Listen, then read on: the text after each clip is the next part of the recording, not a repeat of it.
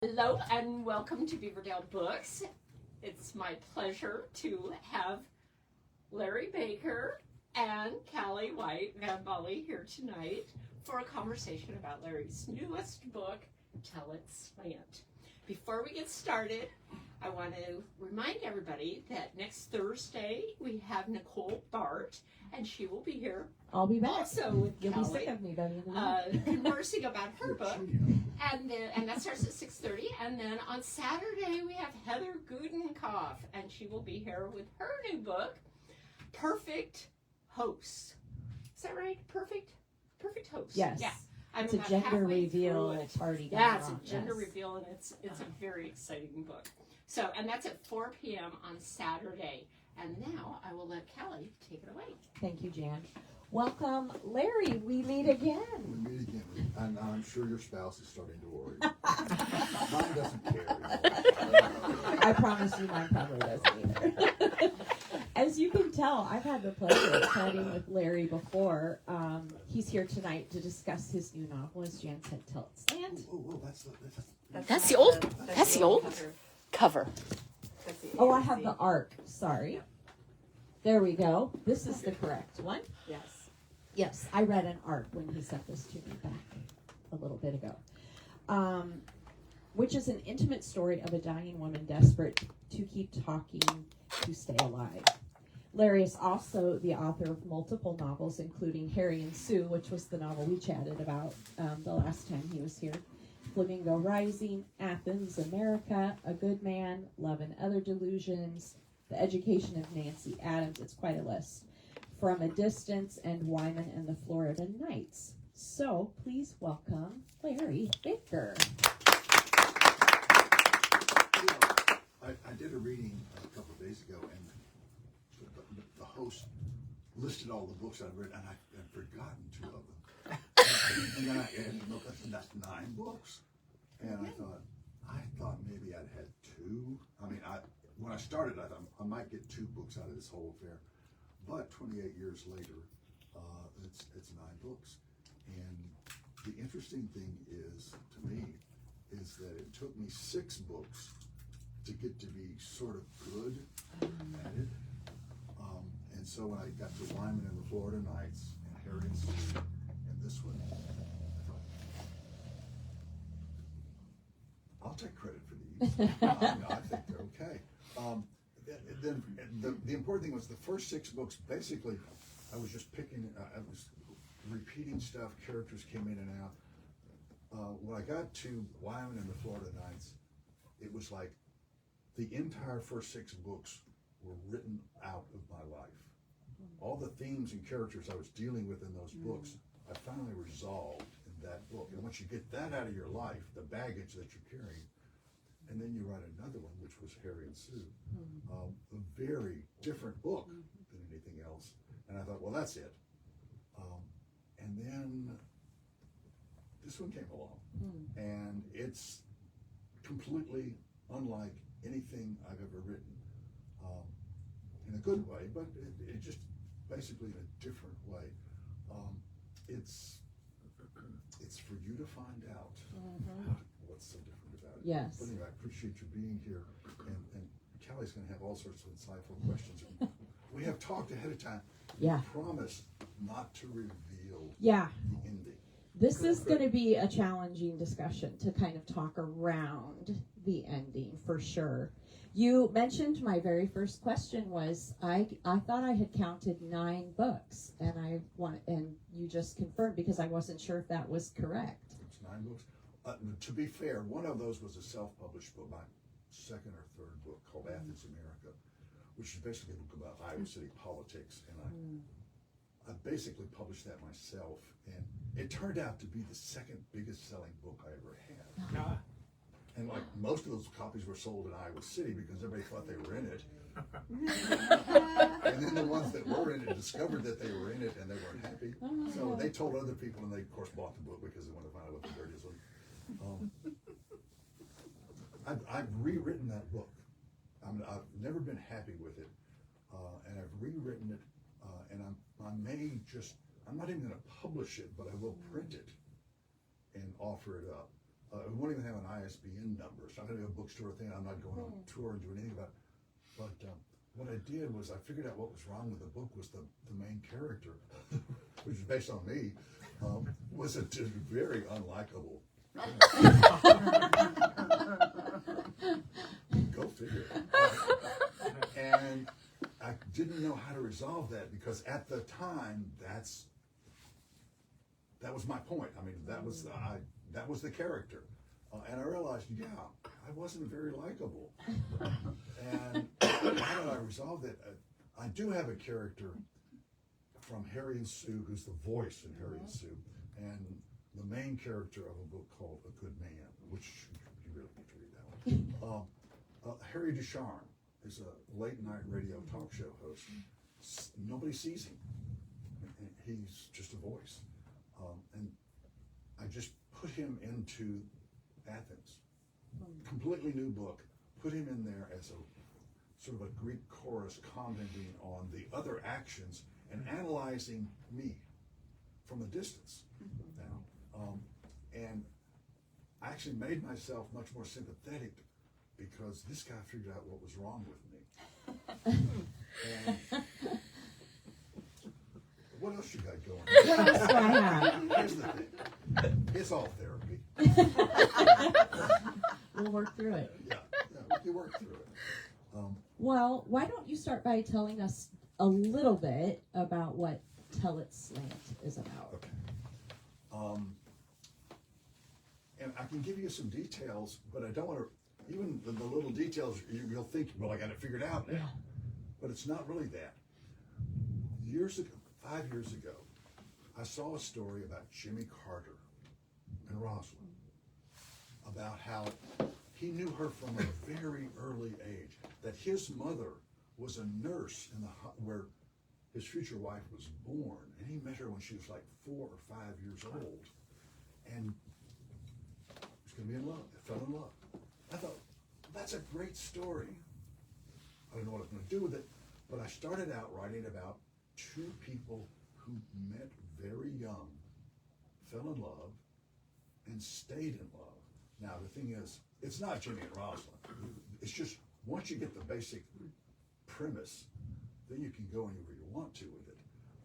And I started telling that story, and I realized, well, I was telling it in the third person, which is the first chapter of this book. It's about a 5-page chapter about their history. And by the end of the 4th or 5th page, the daughter that was introduced early, suddenly to me, and writer, this sounds like a cliche, but sometimes writers have these light bulbs go off, and you realize, no, it's not the parent's story, it's the daughter's story. And the daughter is Emily Sterling. Mm-hmm. So by the end of the first chapter, somebody says, when are you coming home? Well, this book, the rest of the book, is her coming home, but it's not back to that house. It's back to, when you get to be a certain age, home is the beginning of your life. And no matter where you're at, she goes through these 3 phases of her life. First person point of view, up through the high school graduation. Dealing with weird parents, because those 2 parents are nice Quakers who just eat to excess, and the father, the conflict is this: the father is the ugliest man in Florida. The mother is the most beautiful woman in Florida. The father is 5 years older. He met his future wife the moment she was born. His mother was a midwife, which would pull him along with her on a midnight birth, and he had to go. And the first chapter is a description of these women surrounding a woman giving birth, and this 5-year-old boy being introduced to this little baby and falling in love. And for all of the rest of their life, he would tell her stories about her own birth. and he would change a few details, and add things to it, whatever. But it's an. Did I tell you that I wrote the book? So a couple of things flow from that. One, I don't mind talking about it. I don't mind talking about me in the process. But I have to resist the temptation, because part of the fun of reading is you got to be surprised. The things that you think you know are going to happen, and they don't. But something more interesting does happen. Her parents, he's a Latin high school teacher. His mother hears music that nobody else hears. She's gorgeous. The daughter, unfortunately, gets more from her father than her mother. And so her conflict is, what do you do with this ugly father, beautiful mother, and basically from the neck up, you're the father. From the neck down, you're the mother. You're just dynamite. But you just have to deal with yourself and the conflict of everybody thinks that these two parents, this mother and father, husband and wife, are just the most stunningly perfect couple in the world. That even the other students, Emily goes to high school and her father teaches, say, God, all I want is some guy to look at me the way that your father looks at your mother. But I want him to be better looking. She understands that. And one of my favorite scenes in the early part of the book is when the mother shows up to school to bring the father a lunch that he forgot, a bag lunch. And the students have never seen his wife. And she walks in the room, and this stunningly beautiful woman walks in the room. And the teacher, ugly teacher, the beautiful woman, start flirting with each other. He's a Latin teacher. They start speaking in Latin back and forth. And everybody's looking like, what is that? And then she hands him the lunch. She leans over and she kisses him on the cheek.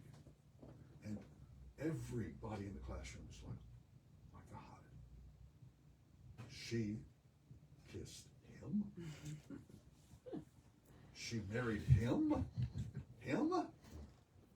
And then as she turns to walk out of the room, she's leaving, and she turns back around, and he whispers at her from across the room, I love you. And she whispered back to him, and every female in the class just goes, oh, because they're all lip readers. They know what's. Now,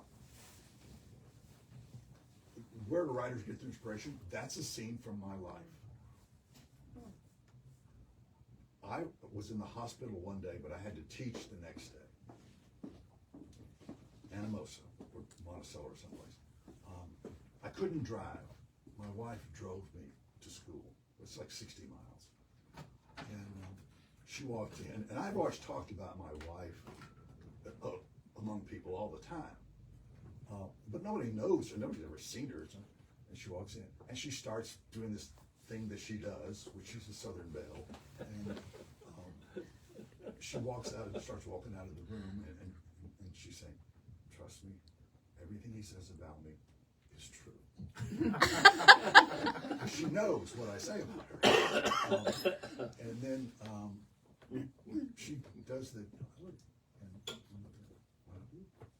and wouldn't even think about it. And the entire class, oh. So here's the moral of this story. All of you are collecting material for a story. Now, you may never write it, but you're going to tell it somehow, some way. There are moments that you just use to explain life and yourself. And boy, do I sound really full of it. Emily. So her parents raise her on Emily Dickinson, and she's obsessed with Emily Dickinson.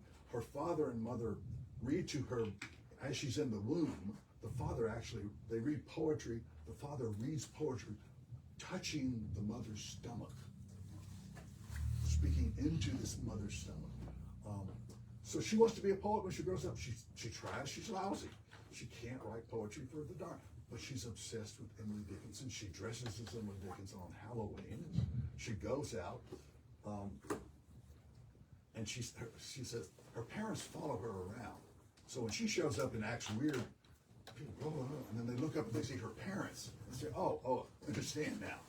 You're their daughter, because they already have a reputation. And her little childhood friend named Dorothy is always dressed as Dorothy from Wizard of Oz. Is like a Heather, just torments her. But when they get into high school, they become the best of friends. And I hope to tell a story, we have time, about why this image is the way it is. Anyway, we're on question number 1, as I recall from you. And you just answered 2, 3, and 4. But you did bring up something I was really curious about. We chatted about this a little bit on text, but in mentioning Emily and how you made the decision to give her a direct voice, first person. How did you approach her perspective when you were writing it? I'm not quite sure how you're defining perspective. Her narration. Okay. Yeah. Well, it begins, if you recall, near her death. So she is looking back at a long life of very traumatic experiences, some very traumatically good. But how do I say this delicately? I think about dying all the time. And when I do, I get angry. And I go back and I get angry at myself. I get angry at the things of people around me that disappoint me. I get angry at the mistakes I've made. Sort of narrative. Once you adopt the voice of a dying person, have a long life, it sort of helps shape your narrative. And also the fact that it's not coherent in some places. It jumps because she is dying. So she'll tell a lot about one thing and then skip 20 years. She's been married before. He gets one sentence in the book. Basically, my father told me to never marry you're very special, Emily. Don't let anybody else into your world. Don't share your world with a fool. And, she says, I married a fool. A few sentences later, she said, you know what? No, he wasn't a fool. He was just foolish to marry me. And that's one of her insights to herself and an admission. Because one of the things that you do is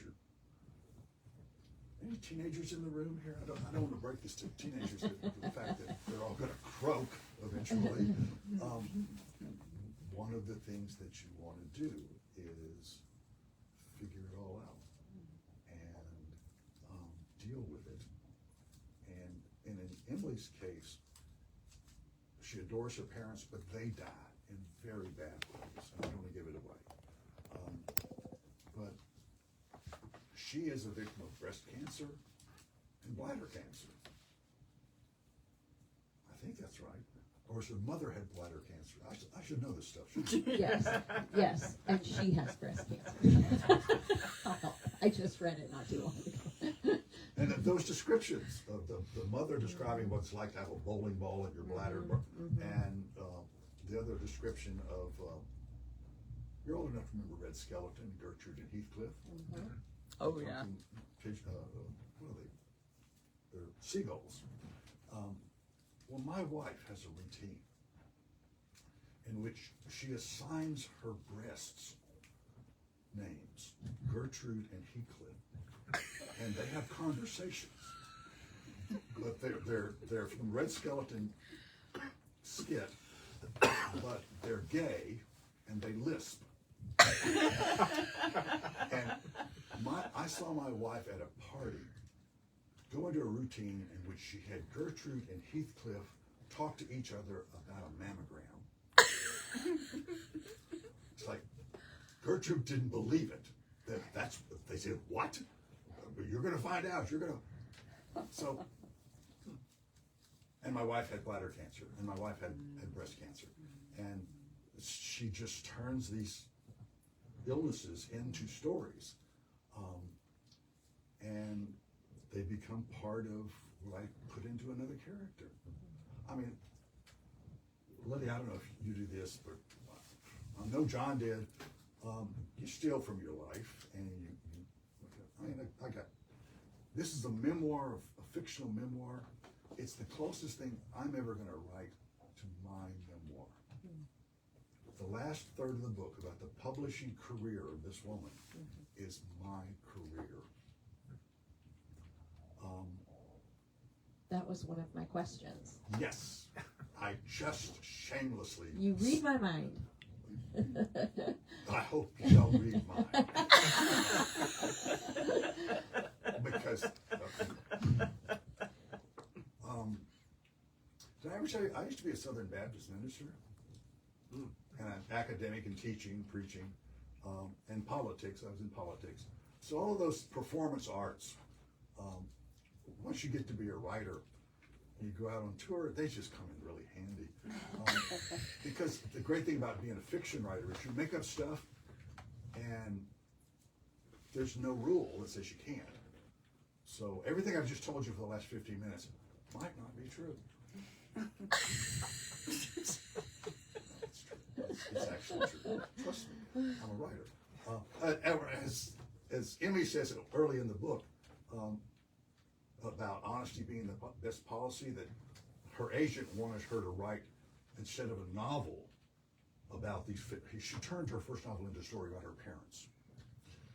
And then the agent met the father and realized there's a better story here. The truth is a better story of this man and his life. And he wants Emily to consider that. And just, done, deal's done. It's much easier to write fiction. You just lie like crazy.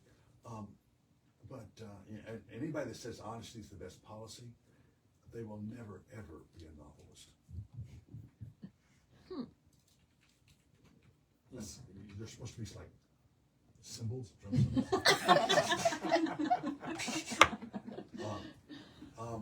So, narrative, dying woman, writer, but that was the easy part. I'm dying, I'm a writer, okay. It's the other woman stuff that was hard for me. God, I don't want to prove it to you, but I'm not a woman. I just play one in my book. I hadn't, somebody looked at this, an early copy of this manuscript, an agent, and his old friend of mine says, God, if you were just a woman, I could sell this book in a heartbeat. But ain't nobody going to buy this book from a 78-year-old white straight guy who's just, got a bad accent. And I had another publisher said, I wanted to publish under a pseudonym. Novel by nobody. But that's actually more of a comment on my career than anything else. Which we're going to get to in a little bit. Okay. It said, no, people figure it out. You can't hide who you are. I said, I just want people to read the book thinking it's a woman wrote it. And he said, don't worry. You do women well. And I, of course, made a joke out of that, and he didn't think that was funny. And it's one of the reasons he says, I'm glad you're not one of our authors. We couldn't turn you loose.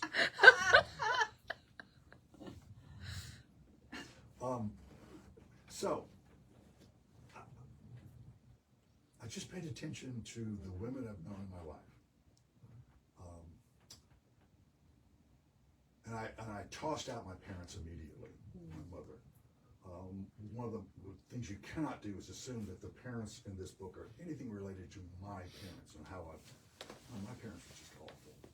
And that's not what we call a joke. They were awful. My two brothers agreed with me. So I just invented the parents. Because I've always wanted perfect parents. And you have to make those up. And then, all right, my first wife, I learned a lot from her. And one of the things she taught me was 30 years after we got divorced, and she met my second wife, and she said, "Why did it take you so long to grow up?" And I didn't realize that she was like putting a dig in. I thought that was a good question.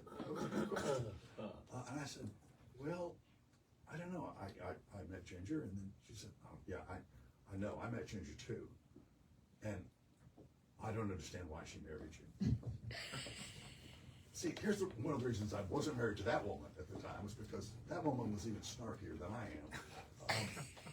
But we reconciled, and she says, "No, you're very different. I don't know who she married." Well, that's part of being influenced by the white person. So the friend Dorothy, heck, I was just thinking of Judy Garland and Wizard of Oz. I mean, there's no big deal. But the more it developed, I thought, what's interesting in this book is the friendships this woman has with other women. There are only two men in the book, basically. And that's intentional on my part. It's every major, 99% of the characters, the major characters are women. Very different kinds of women. And the idea that this woman's worst enemy becomes her best friend for the rest of her life and is there at the moments she most needs her, the most traumatic moments of her life. Her childhood enemy was the person she depended on. And her relationship, the narrator's relationship to her own mother. But more importantly, and this is where the problem with book signings and book readings and bookstores is that y'all haven't read the book. Boy, the scene I want to read to you tonight is the scene, and I'm going to phrase this, is where Emmy first meets the wife of her teacher. See? Yeah, that was good. That's one of my top two favorite scenes in the book. I know. Where Emmy, who thinks she's on total control, walks into an office and there's the wife of the man she's in love with. And what she does is... Don't say. No, I'm thinking, what am I putting in the back of the book? Oh, yeah, okay. Emily Sterling is dying of breast cancer. She's remembering in her narrative as much novel as memoir the three phases of her life. First, her childhood with adoring but eccentric parents, a time when Emily has to come to terms with the fact that she will never be as beautiful as her mother, ending with the trauma on her high school graduation night. Second, her life between the ages of 20 to 30, in which she has a long-term love affair with a college teacher and his wife. So it's right there. I didn't give it away. Pick the book up. It's right there. And I thought, just writing that scene made me nervous. Because you start to fall in love with your own characters after a while. Or you hate the ones you want, they're bad. I mean, I really was in love with Emmy by this time of the book. And I sort of knew where it was going. I really fell in love with the wife of the teacher as well. And it's like, how do I not have Emmy fall in love with her as well, even though eventually and he's going to be sleeping with her husband, and she knows it. But I'm not going to tell you because you got to find out on your own. How do you explain that wife? What in her life creates a woman in which she is so profoundly, and I use the word bemused. I just dwelled on that word for a page. It was the wife's attitude towards Emmy, who she's known about because the husband has done nothing but talk about this student of his, and she's just been used and tragic. It's a damningly tragic character, and Emmy is part of that. And the second favorite scene I wrote.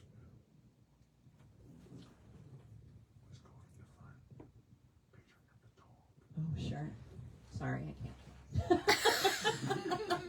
This is so unfair. It is unfair, but all I'll say is it involves a dog. Yeah. A dog named Ruff, R-U-F-F, Ruff, the wonder dog. And it's sort of like, I got a note from a woman in Florida today who said, damn you, I just finished this book and I can't go to my tap dancing class now. I think that's a compliment. And she said, I'm sitting here crying. She said, but I started crying 100 pages ago. And she's like, I didn't know how you were going to end this thing. But boy, it's just busting me apart. And a lot of that involves Emmy's love life with a man who's married to somebody else. And as she gets to know this woman more, she says to the husband, she says, you're never going to leave her, are you? He said, no. She said, I knew that. She said, even for me, he said, I was never going to leave her even before I met you. It was never going to happen. And then Emmy has this insight, which is, you know what? I don't think I could love any man that would leave that woman. Even for me. I just think you're perfect. And he basically says, you're really screwed up. So, see, we're trying not to give too much away. Yes. But we won't talk about the mirror scene and the sex, and we won't talk about the bathtubs, and we won't talk about that. Okay. Next. So avoiding all of that. Yes. So the novel spans 3 distinct phases of Emmy's life, and I was curious to know which part of her journey was the most challenging for you to write and why. Oh, it's the first, obviously. Yeah. Yeah. The publishing career was easy because meeting the agent, read the book.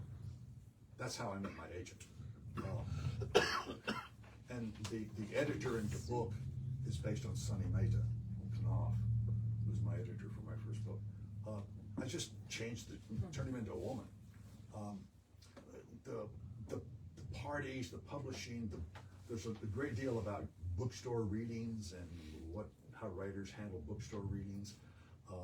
There's a great deal about how to teach creative writing, and she has these moments where she's teaching young female writers, and there's a lot of petty backstabbing, bickering going on, and she is a brilliant writer and a very good writer, and there's a confrontation in a classroom. It's based on a confrontation from the Iowa Writers Workshop that I was involved in with Jim McPherson as the teacher, in which, let's just say, a certain person was presenting in a seminar and another person was attacking this person, and McPherson was just, if you ever know Jim McPherson, he mumbles, and he just sort of, let's just say this guy's Fred, and the other guy who's Larry. He says to Fred, Fred, you have to understand, Larry's writing for adults.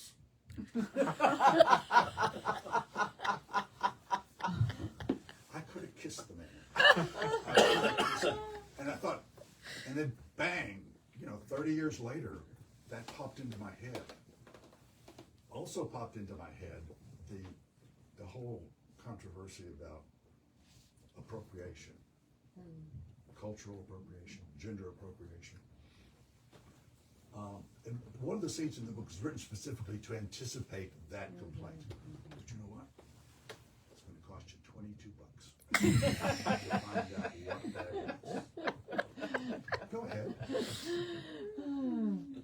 So I thought, like, memory itself is it's like a central theme in the book, and I wondered how you see memory shaping identity, both for Emily, but for all of us. Yeah, early in the book, am I going to have time to read later? Yeah. Okay, I'll read the section, but basically I'll make this my last question, Oh. and then give you time to read, and make sure we have time for anyone who wants to ask questions. Yeah. And if they're too nice and don't really want to question me, I'm counting on you to have. Okay, I got a few be extra. here. Yeah. Like, what about that book of Job in the Bible or something? Memory. This is a true story. I was watching Oprah one day. I'm a big Oprah fan. One day, 30 years ago, when she was and she was interviewing what I thought was a psychologist about the difference between writers and other people. And it's the study that the psychologist did, which is, he interviewed the writer. Tell me about your past, things you remember. A long series, hundreds of questions. Okay. And then he went and interviewed the family, the brothers and sisters, mother and father of the writer. Same things. Tell me about this, this, and this. And they would talk. And then the psychologist would say, but your brother said X. And over here, the father or the brother or sister would say, that's right. I forgot about that. He's right. That happened. And the point of the psychologist was about writers is memory. It is his perception that writers have a different kind of memory process than other people do. Now that may be true for artists in general and how it comes out in their art form. But in fiction dealing with human actions, the idea that, yeah, you remember things, and because you remember so much, you have to process them over and over again. Now, Dorothy in the book, as what's her name, Emily is saying this about Oprah. Dorothy, who is her level, of course, says, you realize, of course, that probably wasn't a psychologist. It was probably just another writer talking about writers and trying to make himself look good, just like you do all the time, which is what Dorothy's there for, is like constantly reining in the end. In the book Ryman and the Florida Nights, one of the themes is memory in that as well. And this is what I've learned, that memory is a very unreliable process. Because what happens is something happens, and if you remember it the next day, you're pretty good. You remember it a year later, okay, you get the basics, but it's a little different. And then you remember after that, what you're remembering is not the event itself, it's the memory of the event. And so the reality of your past is never how you remember it. I mean, unless there's somebody there with a camera following you around, you live in a world that is unreliable as far as memories go. Now, was your mother and father, were your mother and father wretched? Yeah, basically that's an accurate memory, but why? What were the things that created them to be that way in your memory? Yeah. So what's her name is dealing with how does she remember? And she makes notes about, well, I have a journal, I keep tracks of the journal. And she makes a big deal about a book that she gave somebody as a present. And she's very specific when she tells the story. And then 100 pages later, you realize, well, maybe that wasn't the book, but the book that she mentioned came out when the event happened and the character was interested in the subject, and so when she's going to tell the story, she brings in a fact and a fact and creates something that's two separate facts that are fiction. Then over and over again, Emily has to deal with memory. And sometimes, I don't know, maybe this happens to you, I hope it happens to you. You'll get hit with a memory and you'll just stop. Because it's a moment where it's as close as you're ever going to get to being in that moment and the memory being accurate as opposed to any other time that you've thought about it. It will stop you. And that's one of the things I'm going to write about when she visits a movie set. And she, they make a movie of her book. And she said the acting was lousy, the script is that. But the guy who did the set, who created the home, the furniture, the beds, whatever, was like a magician. He created that. That is my life. And she's walking on a movie set. And all of a sudden, these people from her past come back to her or talk to her. Because the physical world had been recreated, which provided the sort of the ghost to come back to her. That happened to me. I deal with ghosts a lot. I'm a great believer in ghosts. I'm counting on it. One, because there's certain people I want to come back and just haunt. I just want to do that to them. When they made the movie out of my first novel, Hallmark made the movie. I don't know how many of you have read that, but basically it's the world's largest drive-in movie theater on the beach in Florida, where the screen faces the ocean. I used to run the world's largest drive-in movie theater in Tulsa, Oklahoma. I mean, it was bigger than Des Moines. I mean, it's such a giant movie theater. And this is before I was a writer. And I kept paying attention, and there'd be things happening, and I'd be in a thunderstorm in a phone booth on the patio, and just lightning striking the thing, the tower. And it's a great story. What? I don't know what the story was. Hallmark. And I based this drive-in in the book on that. Hallmark went to Tulsa on a set research and recreated the literal box office in Florida that I ran in Oklahoma 20 years earlier, 30 years earlier. And so one night I'm allowed on the set at midnight. They film 24 hours a day. I'm on the set at midnight. Over there's people shooting, and cameras are rolling and everything.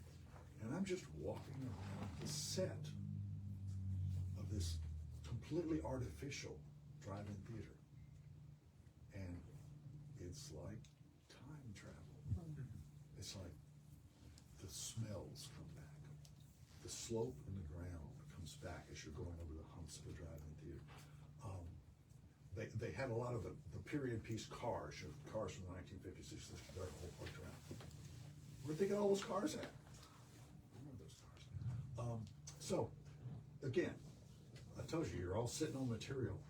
There's material in my life I put into this book. And how memory plays, and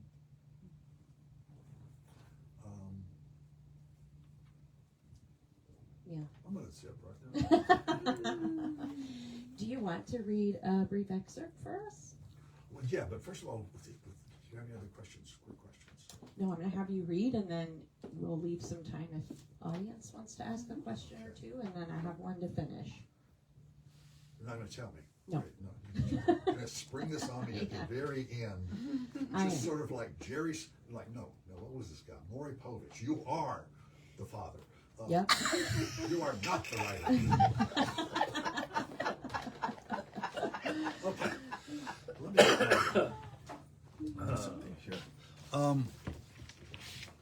time we got? 10 minutes. Oh, that's all? Well, I mean, we have to have book signing, you Yeah. know. I'll stay. You sell a book, I'll stay. Well, Yeah, you got a book, a business Yeah. to run. Okay.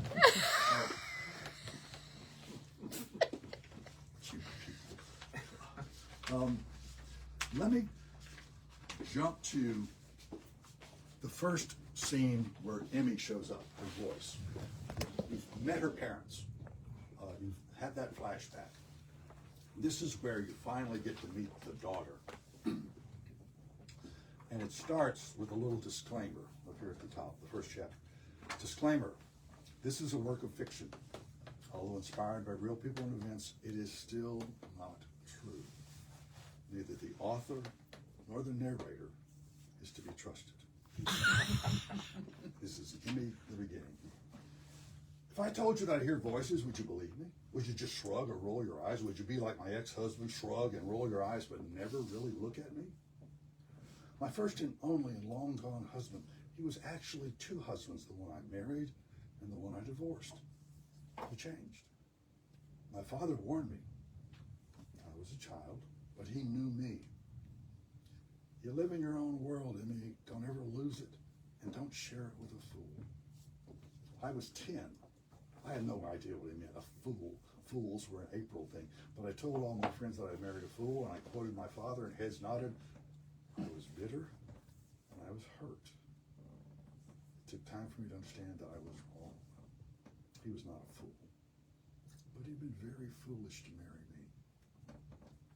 The voices? My mother and father mostly, and after too much alcohol, I hear my grandmother, the harshest voice. Former friends and lovers, the teacher who thought I would be her student success story. When she talks to me, still encouraging me, I want to scream at her. If I'm so damn smart, how come I'm here by myself, dying alone, but with a spectacular view of the ocean? Another voice, the agent I did not appreciate, reminded me that I should write better in every new book. And, of course, Peter James Jefferson and Amy. How could I not? Voices? My own voice, too much. You didn't ask me, did you? You didn't ask me if I heard voices. Doesn't matter. It's still a good question. I'm probably just going through that final molting phase, shedding dead skin, unpacking baggage, confessing my sins. I'm a writer. I'm allowed to use metaphors and allusions, even if they are cliches. And on one hand, wonder writer. First novel bestseller and bad movie made of my story kind of writer. One book and I had money for the rest of my life, but I kept writing. My parents would understand, especially my father. As long as I was writing, I was alive. So I hear voices, and I wish I could tell you that I see ghosts, but that would be crazy. No, just voices. An important question, don't you? So here I am, lining up my ducks. Start at the beginning. I'm a one-way street, talking to you, talking to myself. My first novel, my Barnes & Noble Great New Voice award-winning novel, was about my parents. I fictionalized them and myself, changed all the names to protect the innocent. And there's the problem, as my underappreciated agent told me after she met my father. You sure you don't want to make this a memoir? I mean, wouldn't the truth be a better story? I had to give my agent credit. I had prepared her for how my father looked, but nobody really was ever prepared for how my father looked. My father and I agreed that we were thankful that my mother died before she could see the nightmare he had become, a nightmare for which she was partially responsible. He had always joked about being the ugliest man in Florida, and that was before the fire. My father was a wonderful talker, especially after a few drinks, and my agent was spellbound. My father had read the manuscript, and I never thought to hide it from him. He said he loved it. He was my father. How could he not? I had named his character Alexander, and he was pleased with that. I made Alexander a cripple, but not ugly. More happy approval from my father. But then I sat across the table from him and my agent and listened to him describe other scenes, other facts, straight from the proverbial horse's mouth. And sometimes when my agent would glance at me and give me that, "Have you considered?" expression. But the deal was done. The agent had sold a book to Windsor House, which is the publishing house in from a distance. Oh. It's a fictional house. A novel it was to be. My novel. And Windsor House was excited. Why drop the bird that was in our hands, hoping for two in the bush? I warned you. Clichés. Clichés. Just about all I have left. My novel had been optioned by HBO on a bidding war, and I was the publishing world's new hot writer, and I was finally my favorite teacher's success story. Protect the innocent? Did I say that? My agent was right. My parents deserved the literal truth about their lives. They were innocent. The only guilty character in my novel was the daughter. Not even my father knew that.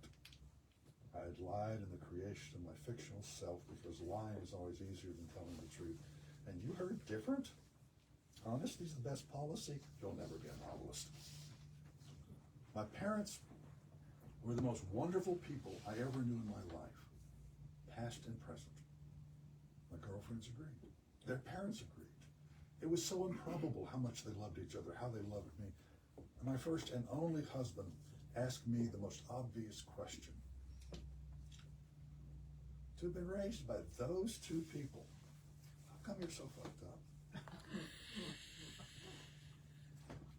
My joints ache every morning and I'm nauseous for the first hours of the day. My chest, where my breast used to be, aches as well. I used to be able to walk on the beach in the dark and then watch the sun rise over the Atlantic. And that's when I think about my parents the most, the sunrise. The closest I ever feel to a God they believed in but whom I dismissed. In fact, they, more than me, had every right to curse their own God. But they were happy Christians, even at my mother's grisly end. But they had the solace I would never have. No deathbed conversions for me. Sooner, more likely than later, I'll be ashes in a jar. I told Dorothy that I wanted some of those ashes spread in the ocean too. I mean, I look at the spot every morning, a quarter mile away in a direct line from my beach house deck. I can see my grave every morning. I wish I believed what my parents believed. They knew there was a heaven and they would be there. I'd like to believe in it too, and although I wouldn't pass the Golden Gate exam, I might get a few hours with them again. And I really do have so many questions now. My novel was published. An idyllic childhood was idealized even more. And I'm surprised that Hallmark didn't want the film rights. But then my father died and joined my mother. I was their only child. I inherited a few $1,000s, a decrepit house north of Ocala, which I still own but do not live in, and my father's journals. My agent had been right. My parents deserve the truth. If you have that first book of mine, burn it. If I could do it over again, I would tell it differently. That's your introduction.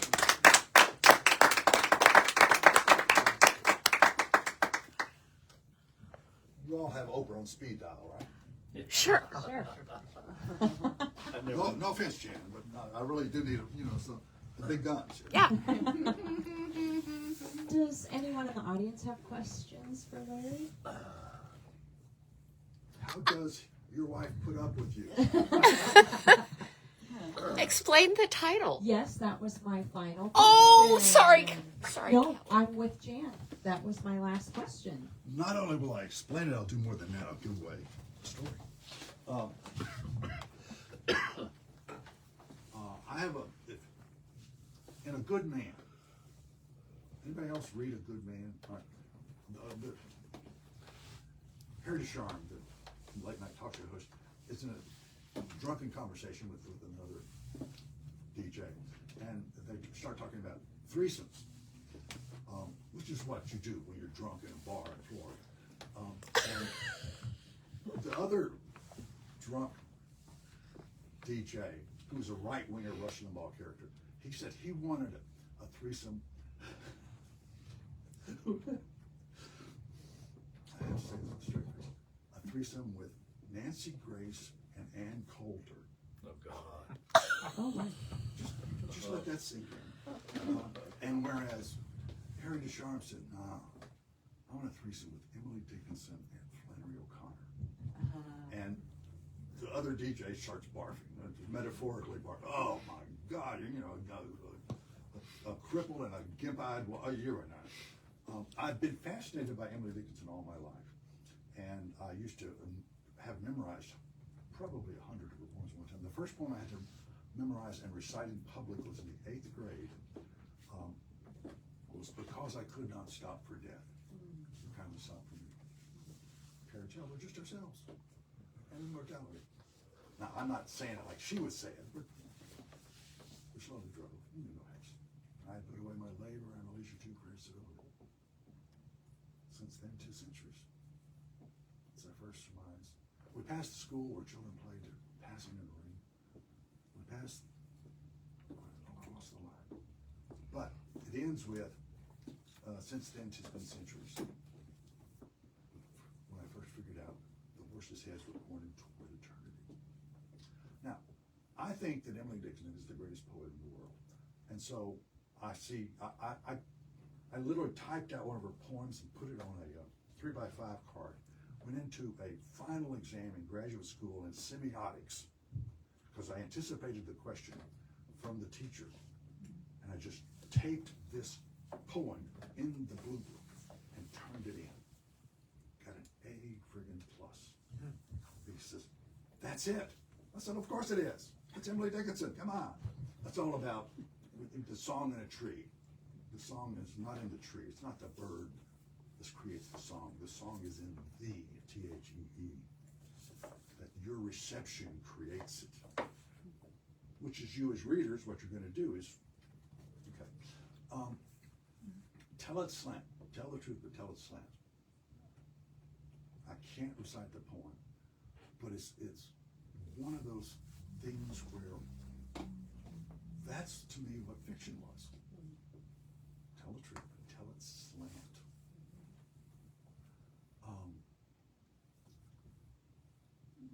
That's what she's doing in this book. Now, let's pull that book up there. You help here. You help. Yep. I have the arc. Okay. This was going to be the cover. I had a friend go into the Emily Dickinson bedroom at the Emily Dickinson Museum, take that picture, send it to me. You could do that. Okay, I sent the book, review copy to the museum. They went ballistic. You cannot use that picture. I said, it's not your picture. No, we don't want any picture of our place connected to any commercial. I said, why? I said, no, you have to take it. So, I found a picture of one of the most famous pictures of Emily Dickinson.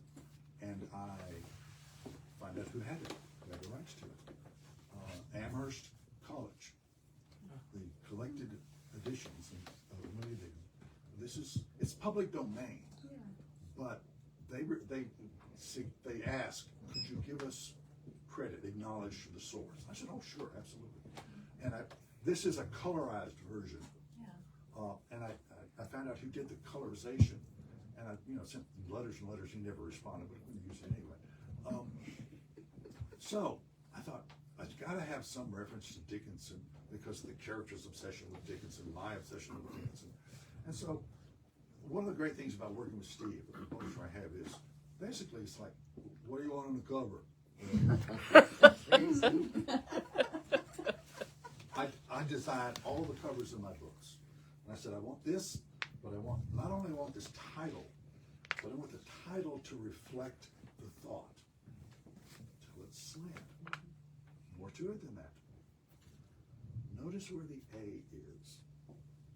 Oh. In the book, there's a scene in which, in high school, Emmy and her friends have to read the Scarlet Letter. Emmy has read it before, boring. Read it again. I understand the teacher's onto something here.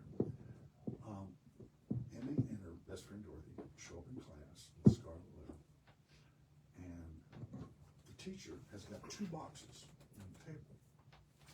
She's taken red silk and cut A's, and a box of small A's and a box of big A's. And she tells the students, I want you each to come up and pick out a letter. And there's a pen, you're going to pin it to yourself. Okay, well, that was all I do. What's going on here?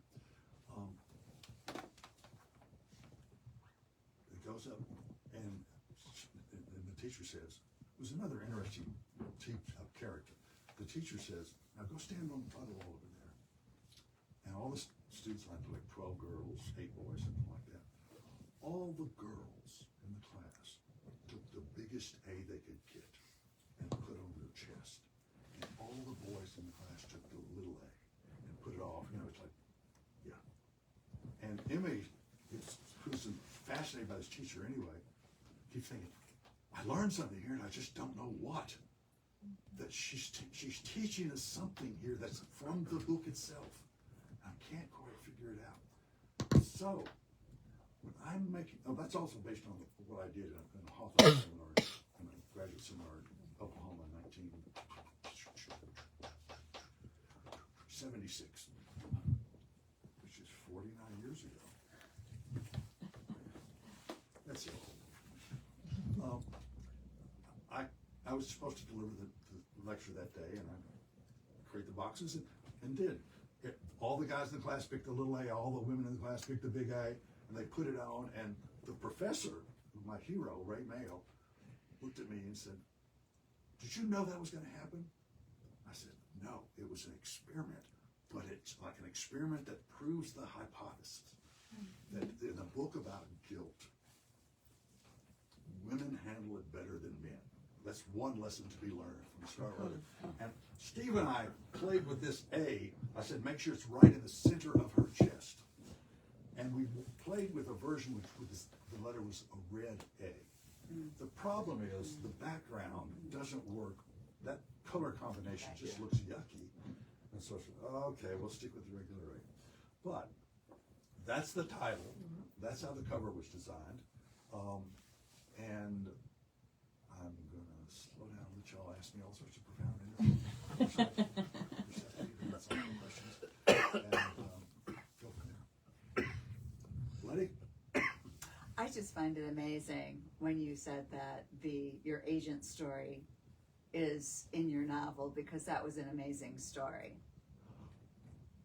At the back of the book, the acknowledgments, I feel like the guy who won an Oscar but only has 45 seconds. Just thank everybody so up front. My apologies to a lot of observing people. Orchestra's trying to play me off right now. First, to Nat Sobel and Sonny Maida, who put me in print. Nat Sobel was my agent. Took me, again, like Emmy here, took a book that had been rejected over and over again, and took it to Sonny Maida. But I sent the thing off to Nat, and I didn't hear from him in like 3 hours, so I got nervous. And I was on a trip with a history conference trip a month later, and I found his apartment in Gramercy Park. I knocked on the door and opened up yeah? I said, hi, I'm Larry Baker. I was wondering if Nat's here. Who are you? And this was the woman at the door. Who are you? And she, I'm Larry Baker. I sent you a manuscript. And she said, did we send you a letter? I said, yeah. I said, what? She was mad. What does the letter say? She says, well, we'll be back. But it's been a month. She said, and she got this grin on her face. She says, I'm going to go get Nat. Nat comes down. Who are you? I said, I'm Larry Baker. I sent you. He said, I don't know you. I said, I sent you. You sent me a letter. And what did the letter say? The letter said, we'll get back to you. This is my home. My office is in my home. You don't show up at my home without asking me. And he said, what's the name of your book? And I told him the name of my book. And the interesting thing about Flamingo Rising is that wasn't my title. I had a different title for it. He said, okay, you know what? I'm going to go and read your book. I'm going to go read it right now. But I'd only sent him like the first 50 pages. And, you know, and I'm going, okay, I know what I just did. I just took a gun and put it to my head. And after shooting myself in the head, I shot myself in both feet and in the groin. You know, I'm just basically screwed my life up. A week later, get a phone call from Nat. You know what? It's not bad. And I said, what? He said, send me the entire manuscript. Now, I don't know how publishing works, but I thought that's just, okay, that's a big deal. That's a big deal. Because this is a guy who's James Elroy, Richard Russo, the whole bit. In fact, Richard Russo's a character in this book. He's the writer who did the screenplay. And then Nat calls me about 2 weeks later, and he says, I want you to sit down. I said, okay. I'm talking to my wife and I. I said, I think I just changed your life. I just sold your book to Knopf. I said, what? I said, I just sold your book to Sonny Maida at Knopf for X number of dollars. Right. And I let the phone go. I said, say that again. I just sold your book for X number of dollars. And Sonny would like to meet you. I said, oh, well, that's great. I never heard of Sonny Maida. Did not know who Sonny Maida was. He said, look, Larry, go get the latest issue of Vanity Fair. Go to the table of contents. See if you can find his name. So, go. It's an interview, a profile of Sonny Maida in the apartment in New York that is described in this book. Yeah, I mean, That's his apartment, and that's exactly what happened with, people coming in and private elevator and the whole bit.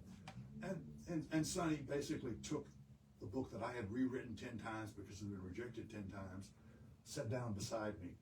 We went through it page by page, and when we got to the end, it was as close to the original manuscript that I wrote. And I said, why did you even buy the book? He says, because somewhere beneath all of that crap was a great story. And I fell in love with the story, and if you're any kind of a writer, you can make it good.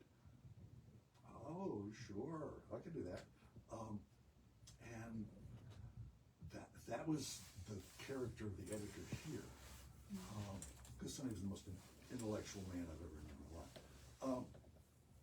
So, I had a great opening career, and Nat and I got in a pea fight about movie rights and the fact that I had a script, and he didn't tell Hallmark I had a script written because he had another one of his clients was Richard Russo, who was a screenwriter, and part of the deal was selling the book to Mull.